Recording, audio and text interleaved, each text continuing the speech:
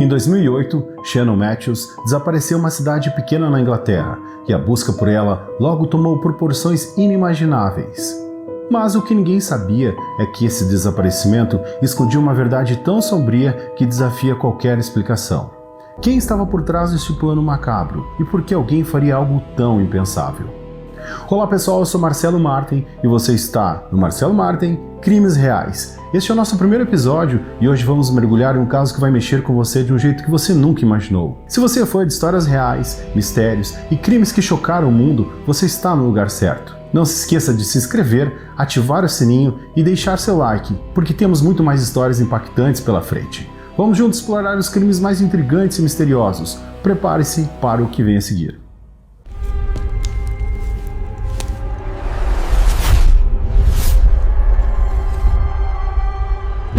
Era 9 de setembro de 1998 e Shannon Matthews nasceu em uma cidade apagada no coração da Inglaterra. Sua história começa em um lar marcado por escolhas difíceis e relações tensas. Karen, a mãe de Shannon, teve uma infância conturbada em Dewsbury, onde cresceu em meio a brigas constantes, um padrão que, com o tempo, ela repetiria na própria vida. Aos 16 anos, após um conflito intenso com seus pais, Karen deixou a escola e fugiu de casa em busca de liberdade. Mas logo descobriu que essa liberdade vinha com um preço alto. Aos 17 anos, já enfrentava a maternidade, engravidando de sua primeira filha, cujo pai permanece em mistério. Não sabemos se foi um amor passageiro ou uma noite impulsiva, mas o relacionamento acabou, deixando Karen sozinha para criar a criança em um mundo que parecia sempre desafiar suas escolhas. Meses depois, ainda se reerguendo, ela conheceu Leon Rose, o pai de Shannon. O relacionamento deles era um turbilhão, apaixonado, instável, cheio de promessas frágeis. Em poucos meses, Karen estava grávida novamente, agora de um menino. E os dois tentaram construir uma família, mesmo com as brigas frequentes e o dinheiro curto que parava como uma ameaça constante. Aos 23 anos, Karen engravidou de Shannon e no dia 9 de setembro trouxe a filha ao mundo. Mas, em vez de voltar para casa com o Leon, ela tomou um rumo inesperado. Foi direto para a casa de seus pais, Johnny Gordon. Eles haviam acabado de se reconciliar após mais um desentendimento, um ciclo de rupturas que parecia definir a vida de Karen. Johnny Gordon, pai de 7 filhos, era uma rocha, determinados a proteger os netos e oferecer a Shannon um cuidado que Karen parecia incapaz de proporcionar. Nos primeiros meses, Shannon viveu com seus avós, cercadas de afeto e estabilidade. Mas Karen, sobrecarregada e instável, já dava sinais de negligência com seus outros 2 filhos. Quando voltou para Leon, a realidade de Shannon mudou drasticamente. Karen se recusava a comprar fraldas, improvisando sacos plásticos e toalhas gastas, chegando até a rasgar cortinas, panos velhos para economizar. Tudo isso para priorizar um estilo de vida regado a lanches, cervejas e cigarros. Era um retrato de escolhas que colocava os filhos em segundo plano, enquanto ela lutava para manter a fachada de uma vida normal. Lá em 2001, 2 ou 3 anos após o nascimento de Shannon, Karen e Leon se separaram de vez. A pedido dela, Leon levou o filho do casal e se mudou para Huddersfield, a 16 quilômetros de distância, deixando Karen com as outras crianças em um vazio que só crescia. Em 2003, aos 27 anos, Karen mudou-se para uma casa de 3 quartos na propriedade Moorside, um conjunto habitacional em Dewsbury. Com 6 filhos de pais diferentes, sua vida era um labirinto de relações quebradas. 3 filhos, incluindo Shannon, viviam com ela, enquanto os outros estavam com os avós ou outros parentes. Moorside estava em processo de revitalização, com o governo investindo na área para reduzir a criminalidade, que estava bem acima da média nacional. As melhorias, como novos parquinhos e casas renovadas, ofereciam um ar de esperança, mas por trás da fachada, as tensões sociais e econômicas ainda persistiam. Meses após a mudança, Karen conheceu Craig Meehan, um jovem de apenas 18 anos. Ela, já com 28 anos, parecia buscar algo que desafiava a lógica. Eu, como um fã de crimes reais, true crime, fico intrigado por escolhas como essa, que levantam muito mais perguntas do que respostas. Karen e Craig foram morar juntos rapidamente, ao lado da irmã de Craig, Amanda, e do marido dela, Neil. Viviam tão perto da mãe de Craig, Alice, e da outra irmã, Caroline, que parecia uma família entrelaçada, mas com segredos à espreita. 7 meses depois, Karen estava grávida novamente. um novo capítulo de sua vida caótica. Mas o que ninguém poderia imaginar era que essa rede familiar tão próxima estava prestes a tecer um plano que abalaria todos. O que vem a seguir nessa história? Em Dewsbury, a rotina de Karen Matthews era um caos à beira do colapso, e seus filhos, incluindo Shannon, pagavam o preço. Por volta de 2003, o conselho local colocou as crianças em um registro de risco, um sinal de alerta para monitorar Karen de perto. O motivo? Denúncia de professores, vizinhos e até da própria família. A irmã de Karen, Julie, e seu marido, cansado de anos de discussões, foram um dos casais que acionaram os serviços sociais. Eles estavam fartos de ver as crianças mal cuidadas, vivendo em um lar onde fraldas de verdade eram uma raridade e comida era quase sempre lanches baratos, jogado às pressas em cima da mesa para calar a fome. Pior ainda, havia relatos que Karen e Craig, o seu jovem parceiro, deixavam os filhos sozinhos à noite, às vezes por horas, enquanto se perdiam em bares ou em brigas que ecoavam pela casa. Assistentes sociais notaram que o abuso de álcool de Karen estava comprometendo sua capacidade de cuidar de seus filhos, colocando suas próprias necessidades e desejos acima deles. Isso criava um ambiente de negligência que só aumentava a preocupação com o bem-estar das crianças. E essa parte da história revela um dos aspectos mais tristes do caso. Não é apenas a falta de cuidados materiais, como a recusa em comprar fraldas ou uma alimentação inadequada, mas a negligência emocional e psicológica que afeta profundamente as crianças. O abuso de álcool de Karen não só prejudicava a sua saúde, mas também afetava diretamente sua capacidade de cuidar das necessidades básicas dos filhos, resultando em um ambiente instável e perigoso. E essa combinação de fatores, a indiferença emocional e o abuso de substâncias, criam uma espiral de negligência que vai muito além do que podemos imaginar. Uma criança como Shannon, vivendo nesse tipo de ambiente, estava condenada a ser negligenciada. Isso vai refletir em sua visão de mundo, sua autoestima e, infelizmente, nas decisões que tomaria no futuro. Mas, em 2004, um fato chocante mudou o rumo da história. As crianças foram retiradas do registro de risco. Isso, apesar da negligência continuar evidente. Shannon, então, com 6 anos, chegava à escola com sujeira incrustada no corpo, pés imundos, roupas que pareciam nunca ter visto uma lavadora. Sua professora, preocupada, notava que ela lutava para se concentrar. Preste bem atenção a esse detalhe. Especialmente na leitura e escrita, como se sua mente estivesse presa a um lar onde o caos reinava. Haviam sinais claros de descuido, mas os assistentes sociais reduziram a vigilância. Por quê? Karen sabia jogar o jogo. As visitas dos assistentes sociais eram sempre anunciadas, dando-lhe tempo suficiente para limpar a casa, esconder os sinais de desordem e encher a geladeira com comida. Esse esforço para criar uma fachada de normalidade incluía, segundo sua mãe, June, pedir dinheiro emprestado, dizendo: "Preciso mostrar que tenho comida no armário." Para Karen, tudo era uma fachada, um teatro cuidadosamente ensaiado para enganar aqueles que tentavam proteger suas crianças. Ela manipulava a percepção dos assistentes sociais, criando uma falsa impressão de que estava cuidando bem de seus filhos. Esse ciclo de engano foi o que permitiu que as crianças fossem retiradas do registro de risco, apesar de todos os sinais de que a negligência ainda estava presente. Os rumores em Dewsbury corriam soltos, e alguns eram perturbadores. Havia quem dissesse que Karen via os filhos como uma fonte de renda, já que cada criança trazia benefícios sociais. Com 7 filhos, ela vivia praticamente de um salário cheio, bancado pelos auxílios do governo. Ter filhos parecia, para alguns, sua forma de sustento. Uma escolha que levantava as sobrancelhas e perguntava sobre suas intenções.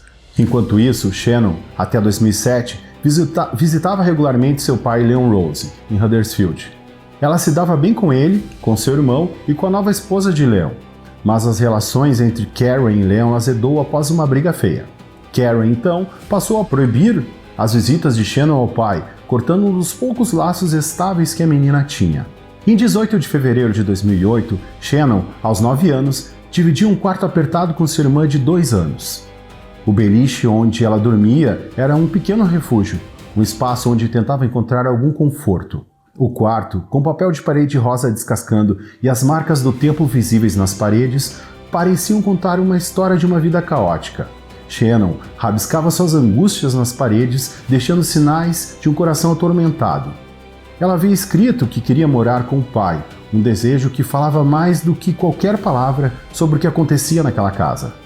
Karen e Craig brigavam constantemente, e naquela noite a tensão finalmente explodiu. Uma discussão violenta entre eles fez Shannon, aterrorizada, correr pela rua até a casa de seu tio. O que ela viu ou ouviu naquela noite? Algo estava prestes a acontecer e a atmosfera carregada já indicava que um grande mistério estava prestes a se revelar. Na noite de 18 de fevereiro de 2008, a casa de Carrie Matthews era um campo de batalha. Após uma briga explosiva com Craig Meehan, Shannon, então, com 9 anos, fugiu correndo pela rua escura até a casa de seu tio, o irmão de Carrie. Aquele lugar era seu refúgio. Ela se dava bem com os primos, sentia-se protegida como se ele pudesse escapar do caos que a cercava. Mas seu tio, querendo evitar conflitos, pediu que sua filha de 10 anos a levasse de volta para casa. Shannon, com lágrimas escorrendo pelo rosto, caminhou relutante sob o frio cortante, cada passo ecoando o peso de uma vida que parecia não lhe oferecer segurança. Na manhã seguinte, 19 de fevereiro, Shannon acordou com um brilho nos olhos. Era o dia de sua primeira aula de natação na escola Westmore Junior, algo que a enchia de animação. Ela vestiu o uniforme, calçou suas botas rosas de chuva com detalhes felpudos, pegou sua bolsa de natação com uma toalha azul e saiu de casa por volta das 8 horas, enfrentando a curta caminhada de 800 metros até a escola. Mas, enquanto saía, Karen, ainda grogue de sono, gritou algo que cortou como uma facada. "Saia de casa e não volte!" Duras palavras lançadas sem cuidado que marcaram a última interação entre mãe e filha naquela manhã. Como uma criança de 9 anos absorve algo assim? Shannon era tímida, reservada, mas com os amigos se transformava, ria, falava alto, deixava a versão extrovertida dela dentro brilhar. Apesar do caos em casa, ela tentava não deixar-se abater. Às vezes, falava com as amigas sobre fugir, mas eram conversas de criança, sonhos leves que nunca pareciam sérios. Naquela manhã, porém, no ônibus rumo a Delsbury Sports Center, Shannon estava diferente. Sua melhor amiga, Megan, notou ela ainda calada, retraída, longe da animação esperada para a aula de natação. Algo a preocupava? No centro esportivo, ela nadou, riu, aproveitou o momento, mas no ônibus de volta à escola, por volta das 15 horas, o silêncio voltou a envolvê-la, como se um peso invisível a puxasse para baixo. Às 15 horas e 10 minutos, o ônibus chegou ao Westmore Junior. A professora esperava do lado de fora, mas ninguém viu Shannon descer. Ela simplesmente sumiu, como se o vento a estivesse levado. Às 16 horas, Karen percebeu que Shannon não estava em casa. Sem grande alarme, bateu na porta de um vizinho, imaginando que a filha poderia estar com um amigo ou primo. Mas ninguém a viu. Karen e Amanda, irmã de Craig, saíram para as lojas e voltaram às 18 horas e 45 minutos. Foi só então, com a casa ainda vazia, que o pânico começou a crescer. Às 18 horas e 48 minutos, Karen ligou para a emergência, relatando o desaparecimento de Shannon. A polícia chegou às 19 horas e 15 minutos, recebida por Craig e as outras 3 crianças, já que Karen ainda estava na rua procurando. Os policiais, ao entrarem na casa, depararam-se com o caos. Lixo espalhado, roupas e sapatos pelo chão, recipientes de comida para viagens empilhados na cozinha, um cheiro forte de cigarro impregnado nas paredes. Craig, na defensiva, reagiu como se a busca fosse uma acusação. "É só um procedimento", explicaram os policiais, tentando acalmá-lo. Eles procuravam pistas, algo que indicasse se Shannon fugiu ou se algo pior havia acontecido. Karen, ao voltar, insistia que a filha não fugiria, que estava feliz em casa, mas seu nervosismo traíra sua fachada. Ela temia um sequestro ou havia algo mais. Enquanto isso, a notícia se espalhou como fogo. Vizinhos começaram a chegar à casa de Karen, oferecendo ajuda. A polícia foi até Huddersfield avisar para Leon, o pai de Shannon, que ficou devastado. Ele correu para Delsbury, juntando-se à busca. Naquela noite, uma equipe de voluntários formou linhas de busca, varrendo as ruas, os caminhos que Shannon poderia ter tomado, as casas de amigos e familiares, até às 4 horas da manhã, sob um frio de 9 graus negativos. Eles procuraram, mas nenhum sinal dela foi encontrado. O medo de hipotermia crescia, assim como a sensação de que algo estava errado.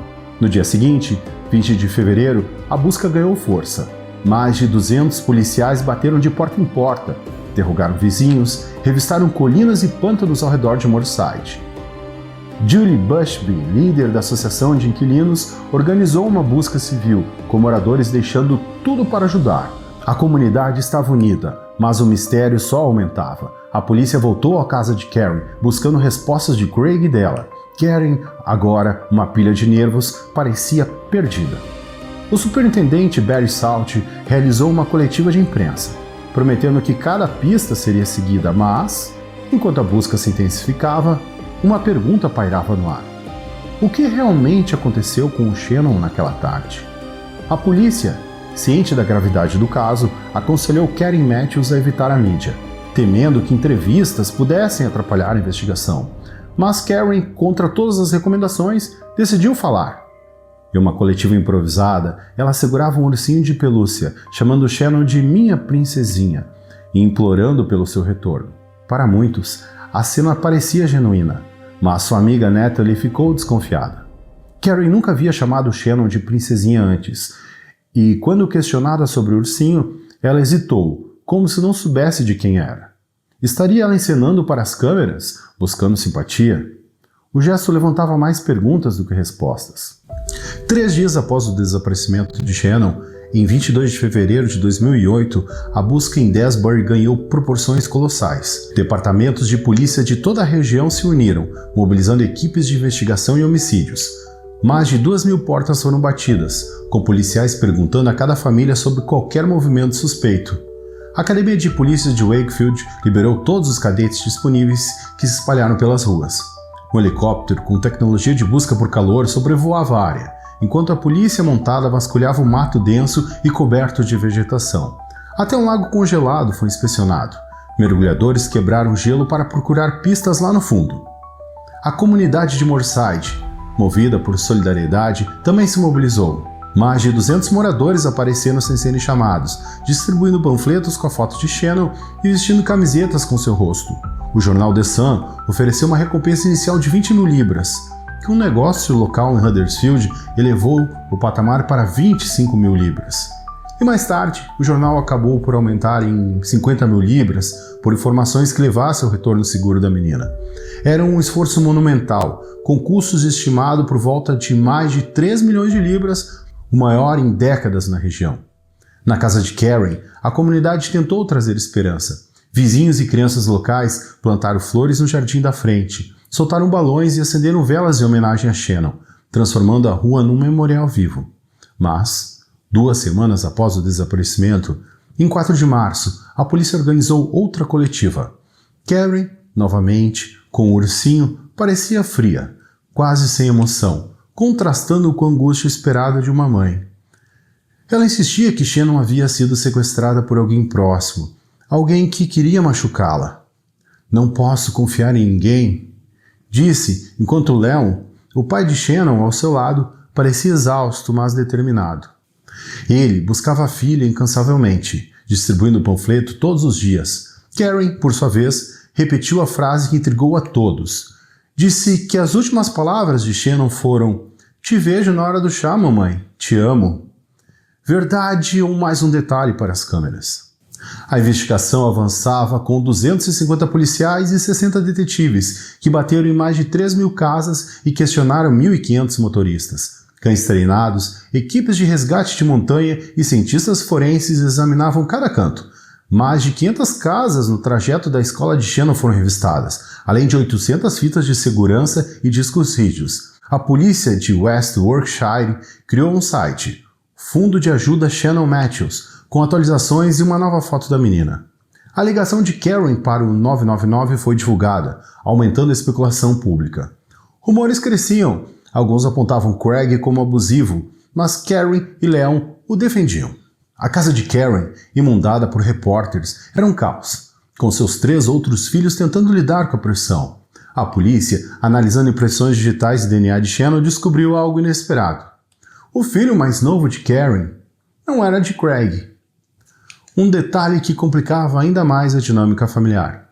Para mapear suspeitos, os policiais construíram uma árvore genealógica com mais de 350 pessoas, um processo lento, mas crucial. Então, uma denúncia anônima mudou tudo. Michael Donovan, o tio de Craig, Morava a apenas 800 metros da casa de Karen, mas não estava na lista inicial. Curiosamente, Karen já havia esquecido detalhes importantes antes, como quando disse aos serviços sociais que tinham 6 filhos e não 7. Donovan, um solitário que vivia de benefícios por invalidez após um acidente, nunca participou das buscas, apesar de morar tão perto. Por que ele foi esquecido? Os detetives Nick e Paul Cantwell decidiram visitá-lo, com perguntas que poderiam mudar o rumo do caso. O que encontraria na casa de Donovan? Em 14 de março de 2008, os policiais Nick Tolson e Paul Cantwell chegaram a Luke Gate Gardens, uma propriedade de apartamentos de tijolos de 2 andares em Bentley. Bateram na porta da unidade 24, onde Michael Donovan, o tio de Craig, morava, mas não obtiveram resposta. O carro de Donovan estava lá fora, e uma vizinha confirmou tê-lo ouvido andando no apartamento naquela manhã. Ela mencionou algo curioso: sons que pareciam passos de uma criança ou uma briga, e que não relatou por achar que era a nova namorada de Donovan com um filho, mas os detetives não estavam convencidos de que era algo tão inocente. Chamaram reforços e a equipe de busca operacional se reuniu nas escadas comuns, decidindo que era melhor arrombar a porta do que arriscar deixar pistas para trás. Com um estrondo, a porta cedeu. O apartamento estava envolto em um silêncio pesado, quebrado apenas pelo cheiro forte de cigarro fresco. Os policiais abriram cada porta até encontrarem apenas uma trancada. Um chute rápido derrubou, revelando uma cama com lençóis ainda quentes. Então, um gemido abafado cortou o ar. "Para, você está me assustando", disse uma voz infantil. Era uma cama com gavetas embutidas, laterais sólidas e pesadas demais para dois policiais levantarem. Algo se moveu e de uma das gavetas, uma garotinha saiu rastejando, tonta, desorientada. Era Shannon Matthews. O detetive Cantwell a pegou no colo, levando-a para fora, enquanto perguntava por Donovan.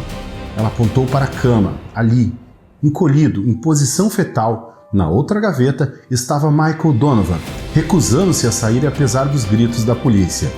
Eles o algemaram por suspeita de sequestro, arrastando-o entre chutes e gritos até o carro da polícia. Enquanto vizinhos se reuniam, alguns gritaram o nome de Shannon, outros insultavam, logicamente, Donovan. Uma equipe forense tomou o apartamento, coletando impressões digitais e DNA. Encontraram uma corda branca amarrada na viga do teto, longa o suficiente para Shannon alcançar o banheiro, mas não mais. Haviam panelas, remédios para enjoo, 600 libras em dinheiro e um exemplar do The Sun com o anúncio da recompensa já em 50 mil libras. Um papel listava regras para Shannon: não faça barulho, não bata os pés, não chegue perto das janelas, mantenha a TV baixa, volume 8 ou menos. Ela podia jogar Super Mario ou assistir DVDs, mas só com Donovan presente. Na parte inferior, as letras IPU, entre parênteses, eu prometo. Encontraram também um livro de colorido infantil e 2 sacos de roupas perto da porta, sinais claros que Donovan planejava fugir. Sem aquela batida policial, Shannon poderia nunca mais ter sido encontrada. A notícia de que Shannon estava viva se espalhou como fogo. Leon, o pai, comparou o momento a ganhar na loteria, agradecendo a todos que ajudaram nas buscas. Na delegacia, policiais, muitos com filhos, se abraçavam, alguns até em lágrimas.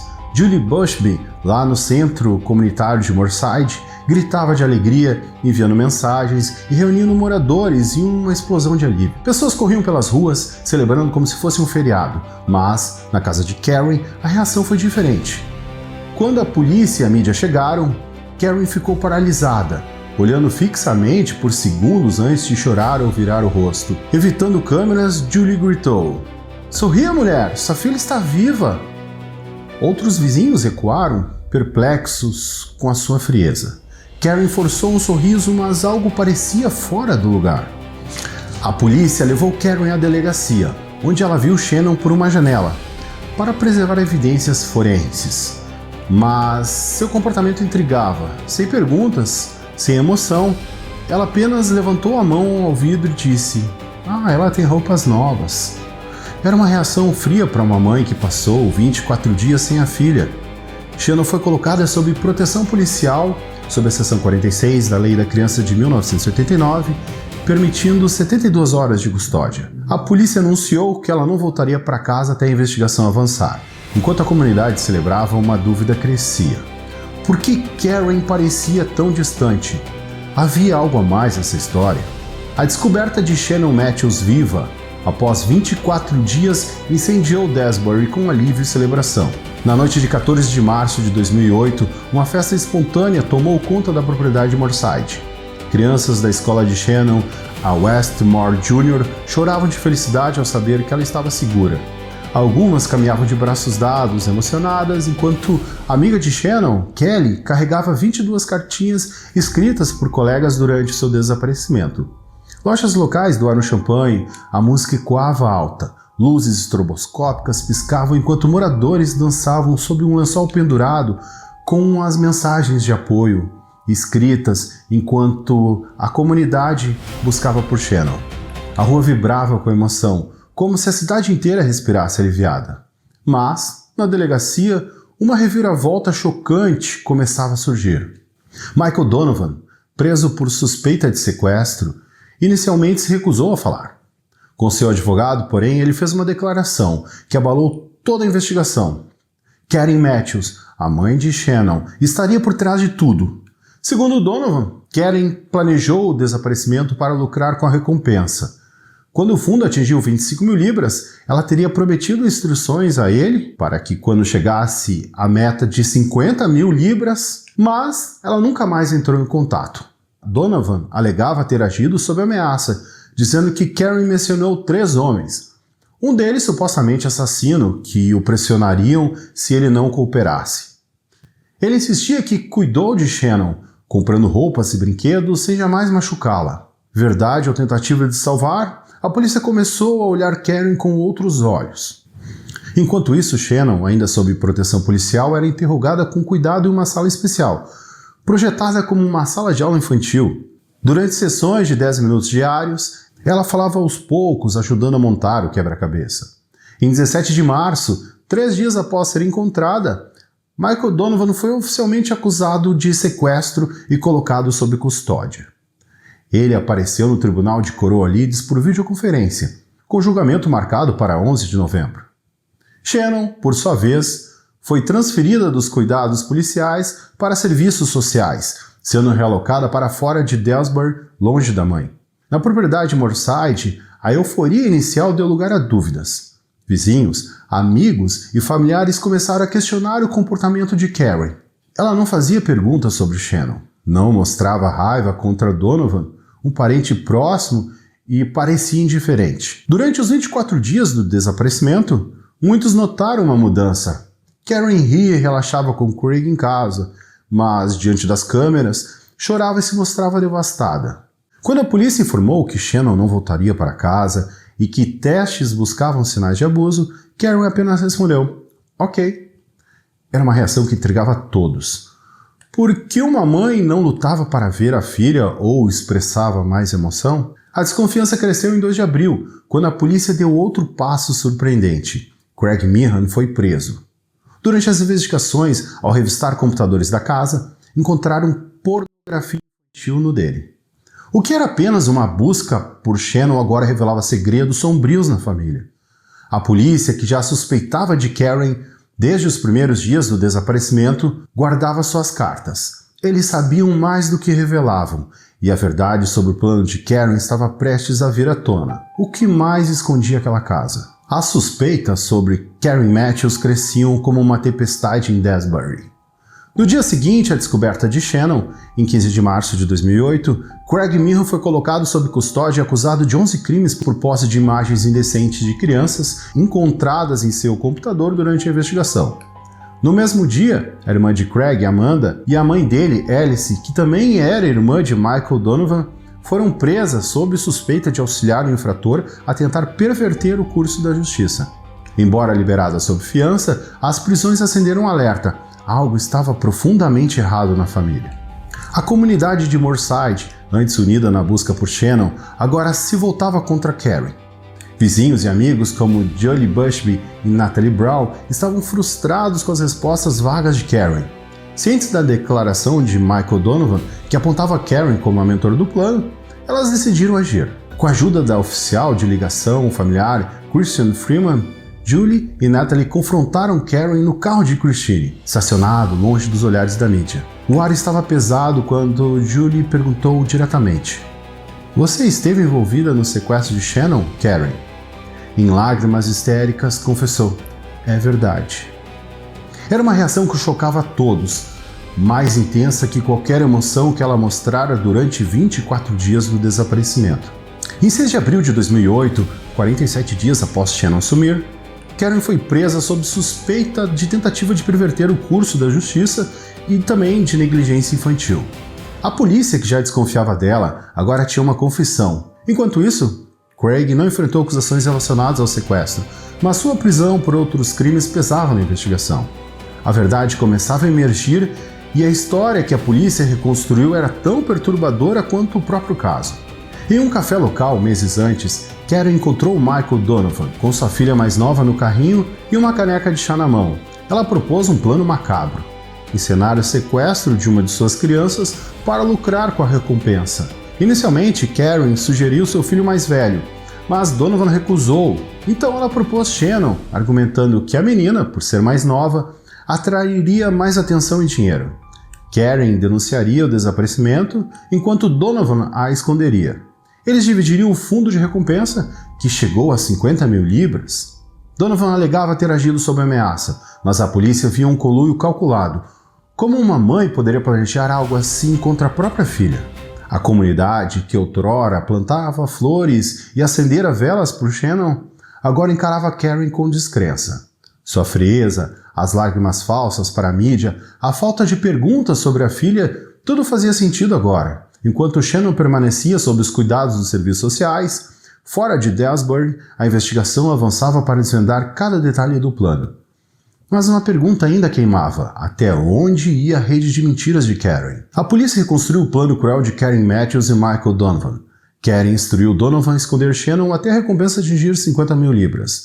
Depois, ele a levaria ao mercado de Delsbury, onde, fora do alcance das câmeras, fingiria encontrá-la para reivindicar o dinheiro. Karen entregou a Donovan um papel com o plano, mandando-o memorizá-lo e destruí-lo. Quando ele hesitou, ela o ameaçou com 3 homens, um deles, supostamente perigoso, conhecido por Donovan. O que começou como um esquema ganancioso se transformou em 24 dias de angústia para Shannon. A revelação chocou Moorside. A comunidade, que celebrara a volta de Shannon, agora sentiu o peso da traição. Moradores furiosos atacaram a casa de Karen, forçando a polícia a distribuir panfletos anti-vandalismo. As janelas foram cobertas com tábuas e telas de metal protegiam a propriedade. As 3 outras crianças de Karen foram acolhidas pelos serviços sociais, enquanto Shannon, já com uma nova identidade, foi realocada para longe da cidade. Seus avós, Johnny Gordon, e seu pai, Leon, ficaram devastados, sem permissão para vê-la. Apesar das atualizações ocasionais dos serviços sociais, Shannon sumiu de suas vidas como se a perdessem novamente. Como uma família lidava com tamanha ruptura? No tribunal de Coroa Leeds, em 11 de novembro de 2008, Karen e Donovan enfrentaram o julgamento. Shannon, enganada por Donovan com a promessa de uma ida à feira, foi mantida em cativeiro por 24 dias, amarrada por uma corda que a limitava do quarto ao banheiro. Relatórios forenses revelaram algo ainda mais perturbador. Shannon recebeu medicamentos sedativos e remédios para enjoo por até 20 meses antes do sequestro. Isso explicava sua falta de concentração na escola, um efeito cruel em uma menina de apenas 9 anos. No tribunal, Karen chorava, negando tudo com 5 versões diferentes dos fatos, enquanto Donovan alegava ter tratado Shannon bem, levando-o até ao parque disfarçado. Mas suas ações na prisão, onde foi agredido por outros detentos, refletiam a gravidade do seu crime. Após 6 horas da deliberação, o júri considerou Karen e Donovan culpados por sequestro, cárcere privado e tentativa de perverter o curso da justiça. Ambos foram condenados a apenas 8 anos de prisão, uma sentença que muitos em Moorside acharam branda para tamanha traição. Craig Meehan, condenado por posse de imagens indecentes, logo foi liberado por já ter cumprido 20 semanas, aguardando o julgamento. A justiça considerou um tempo suficiente. Enquanto isso, Shannon e seus irmãos ganharam novas casas, longe do caos que Karen criava. Mas o custo foi alto. Uma comunidade destruída, uma família separada e uma menina marcada para sempre. Que cicatrizes esse caso deixou em Dasbury? Se essa história mexeu com você, junte-se ao meu canal, Marcelo Martin, Crimes Reais, inscreva-se, ative o sininho e apoie o nosso novo canal para mergulharmos juntos em mais casos que chocam o mundo. Sua ajuda faz toda a diferença.